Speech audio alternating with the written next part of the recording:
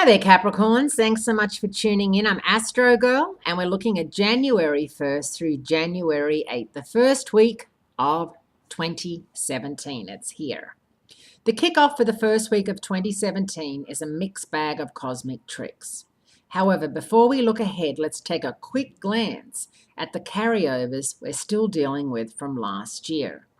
The first and most obvious one is Mercury retrograde, which went out of phase in Capricorn on December 19 and remains out of phase through January 8. However, a lot of astrologers are saying that it's not really going to be up and running until January 12 or 13, and to just, business as usual and being careful not to start anything new.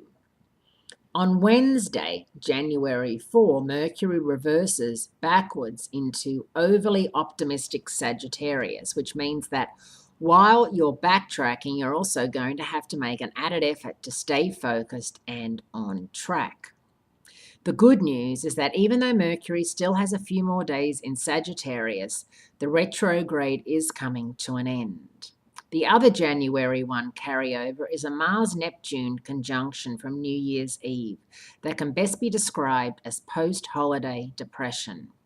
Eating foods high in iron and getting enough sleep are your best bets to get you through this low-energy field. As we look ahead, the first week of the new year also has some great news from a Jupiter-Saturn sextile, a positive shift for Venus, and a one-time meeting between the Sun and Pluto. On Sunday, January 1st, there's a lucky lineup between Jupiter and Saturn, your ruler, that can be the spark that turns things in your favor if you've already done the prep work. There's also some happy news for relationships on Tuesday, January 3, when Venus moves into Pisces. Pisces is Venus' second favorite sign placement after Taurus. This sweet planet sign combo of compassion and idealism will be on hand to soften the hardest hearts until the beginning of February.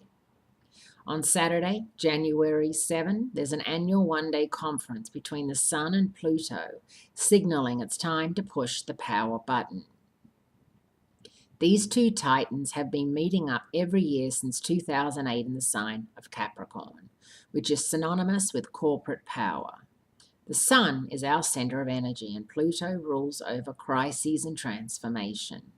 During the last 9 years, Capricorns, the entire world has been experiencing financial emergencies, drastic climate change, and massive changes in the balance of power, seen so recently with Donald Trump's US election win.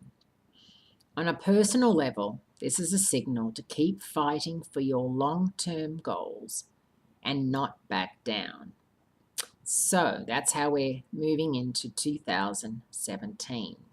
We're moving in strong, Capricorns. You've got a fighting energy. And as I said, with Mercury having been out of phase in your sign for the majority of the 3 weeks, it's a really good idea not to push forward now. Whatever it is, it can wait. And if it's meaning that you have to delay something because you don't want to sign on the dotted line until the 12th, so be it. Happy New Year, and I'll speak to you again soon.